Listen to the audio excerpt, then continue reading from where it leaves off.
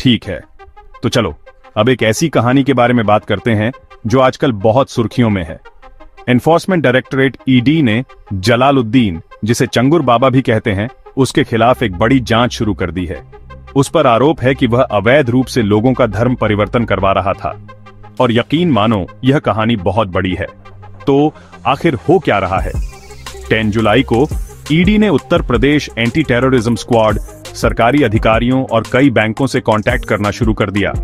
उनका मकसद क्या था? जलालुद्दीन की प्रॉपर्टी, बैंक अकाउंट्स और उसके पैसों के लिंक्स का पता लगाना। ऑफिशियल सोर्सेज के मुताबिक यह तो बस शुरुआत है। चलो थोड़ा पीछे चलते हैं। जलालुद्दीन, जिसका असली नाम करीमुल्ला शाह है, बलरामपुर जिले का रहने वाला है। उसे, उसके बेटे महबूब को और 2 साथियों नवीन उर्फ जमालुद्दीन और नीतू उर्फ नसरीन को एटीएस ने पकड़ा था और वे अभी जेल में हैं।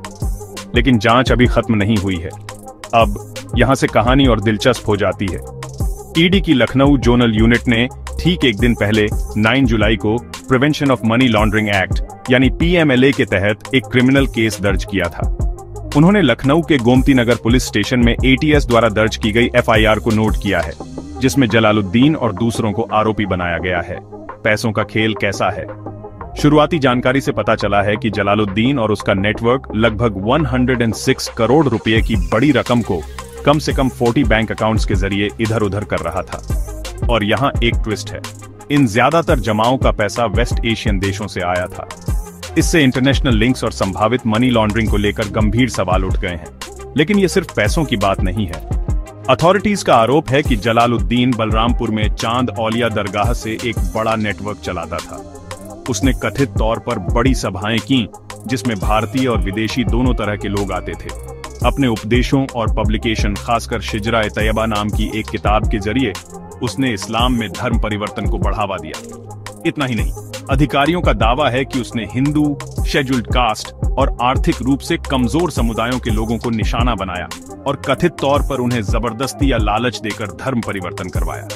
ईडी अब गहराई से जांच कर रही है। एटीएस, जिला अधिकारियों और कई बैंकों में एंटी मनी लॉन्ड्रिंग सेल्स को लेटर भेजकर जलालुद्दीन और उसके साथियों की चल अचल संपत्तियों के बारे में हर डिटेल मांग रही है। उनका मकसद हर रुपये, हर प्रॉपर्टी, हर उस चीज का पता लगाना जो कथित अपराधों से जुड़ी है। उत्तर प्रदेश के मुख्यमंत्री ने भी इस पर अपनी बात रखी।